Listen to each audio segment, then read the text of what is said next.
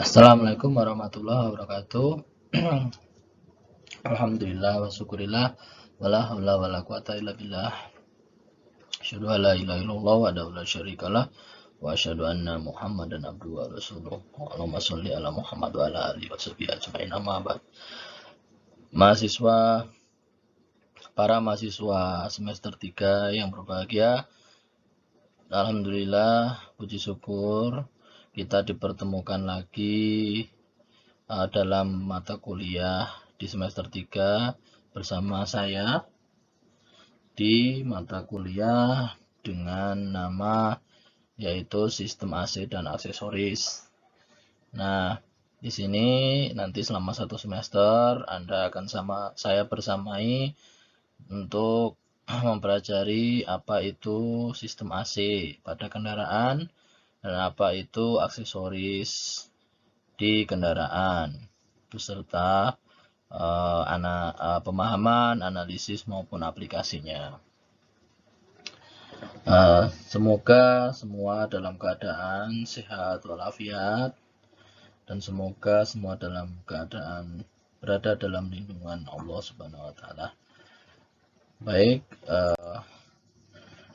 pada pertemuan pertama sebelum masuk ke dalam pembahasan yang lebih mendalam, mari kita pelajari terlebih dahulu tentang dasar sistem AC. AC adalah singkatan dari air conditioner.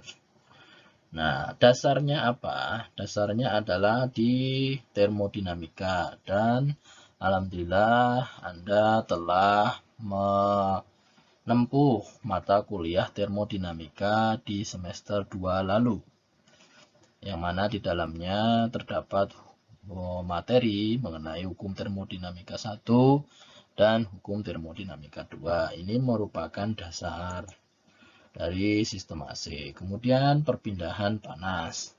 Nah, perpindahan panas ini sebenarnya juga ada mata kuliahnya.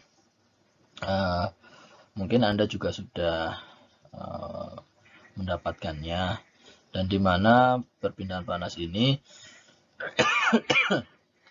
terdapat materi mengenai konduksi, konveksi, dan radiasi. Nah, ini merupakan dasarnya ya.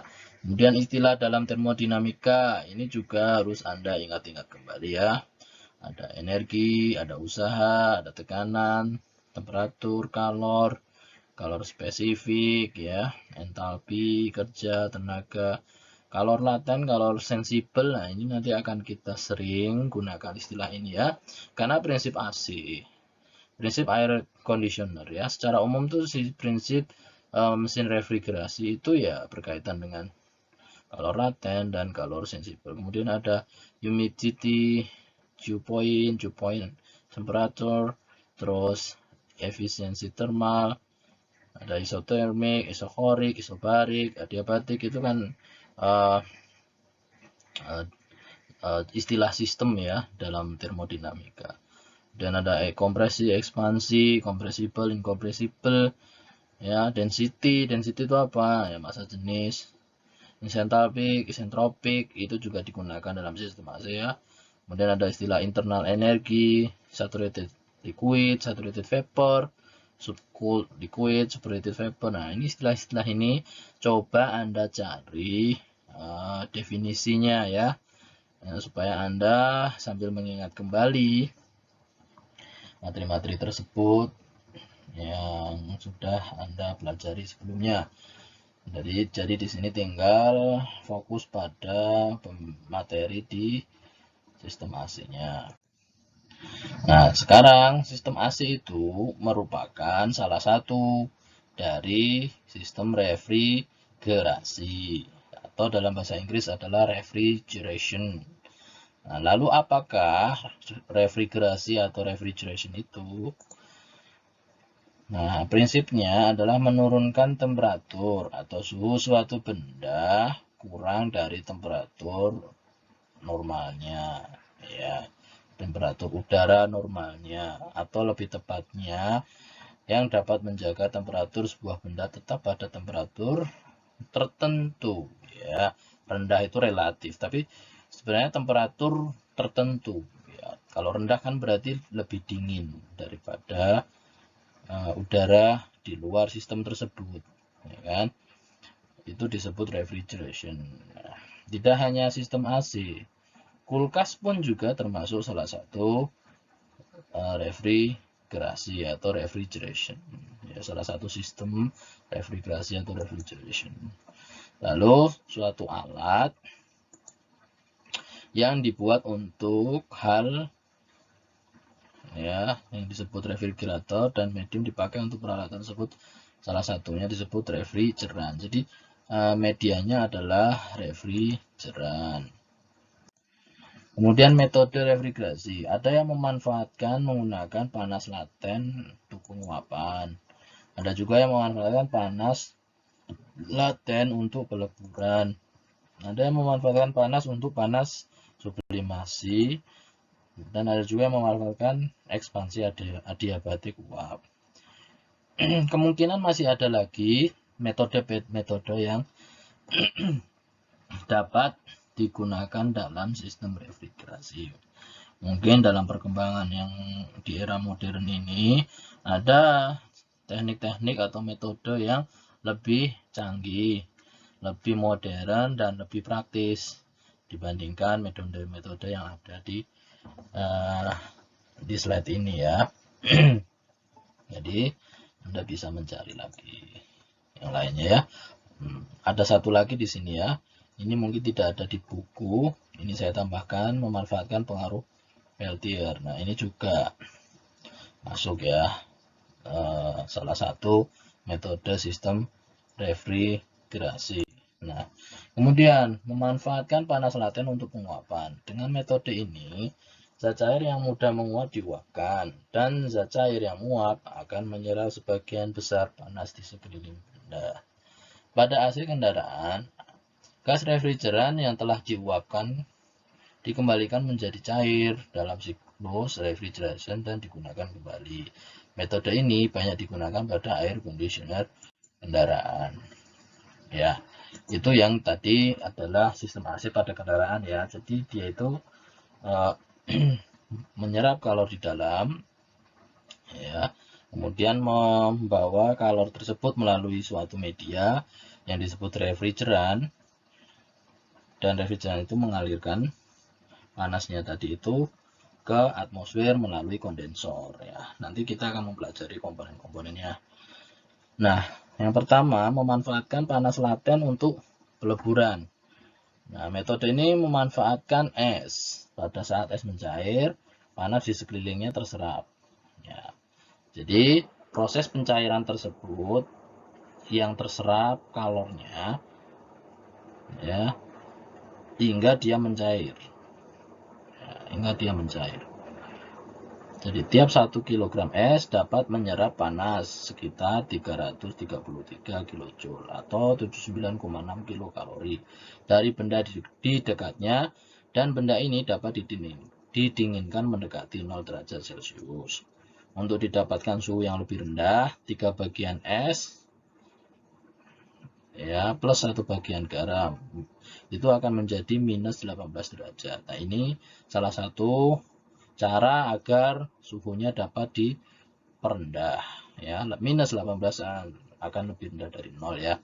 Kemudian 1 bagian es ditambah dengan 1,4 kalsium klorida akan didapatkan minus 42 derajat Celcius. Nah, ini salah satu teknik yang lebih bagus daripada menggunakan garam ya, dan lebih hemat bagian es ya, hanya 1 bagian saja.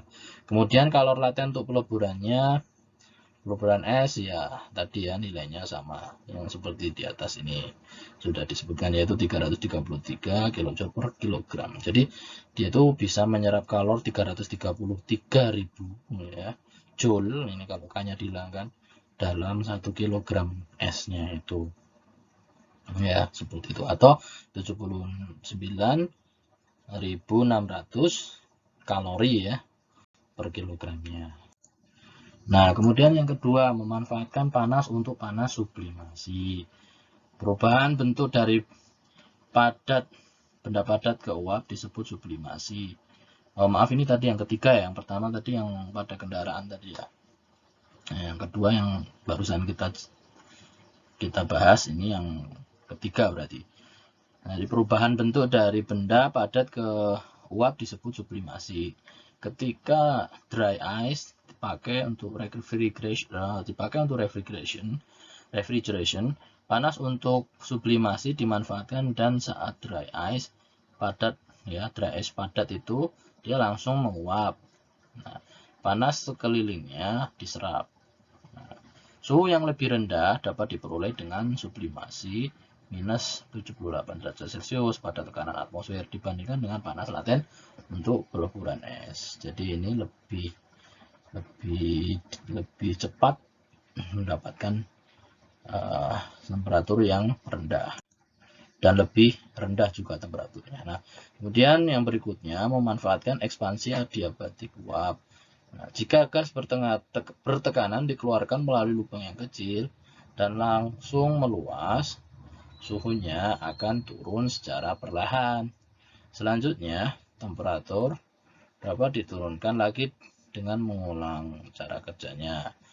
Udara cair dapat dibuat dengan menggunakan proses ini. Jadi dia melakukan ekspansi adiabatik secara berulang. Jadi sistemnya itu melakukan ekspansi adiabatik secara berulang melalui saluran, kemudian dihubungkan dengan suatu lubang kecil, ya, saluran kecil, dan kemudian dibuat mendadak langsung meluas salurannya. Itu jika dilakukan berulang kali maka akan didapatkan temperatur yang lebih rendah, karena pasti pada kondisi yang seperti itu tekanannya juga merendah saat dilakukan ekspansi adiabatik uap tersebut. Nah, yang terakhir, ya, ini berarti yang kelima, ya, memanfaatkan pengaruh Peltier. Jika dua logam yang tipenya berbeda dipasang berdekatan dan arus listrik dibuat mengalir di antara kedua logam, panas akan dibangkitkan atau diserap. Nah, memutar balik aliran arus listrik juga memutar balik pembangkitan panas dan absorpsi panas. Jadi ada dua logam, ya, dua sisi panas, dua sisi, yang satu panas dan yang satu sisi dingin. Ya, ini contohnya di sini yaitu logam dua logam tersebut yaitu memiliki material yang disebut bismut dan tellurium adalah logam yang dipakai. Nah, karena panas yang dibangkitkan tersebut, ya, atau yang diserap oleh elektron, metode ini disebut juga metode pendingin elektronis atau electronic refrigeration. Jadi di antara dua logam tersebut itu dia dapat jika dialiri arus listrik dia akan menghasilkan panas dan dingin. Terdapat delta T di sana, atau bukan perubahan, maksudnya perbedaan temperatur, ya, di antara kedua logam tersebut. Nah, panasnya dibuang, dinginnya itu dimanfaatkan untuk menyerap panas di dalam ruangan, seperti itu. Nah, itu sekian dari saya.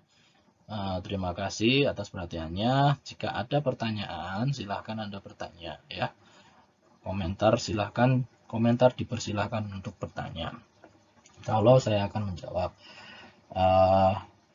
Untuk berikutnya kita lanjutkan lagi, ya. Semoga semua dalam kondisi yang sehat. Nasrul minallah wa fatkum qarib. Assalamualaikum warahmatullahi wabarakatuh.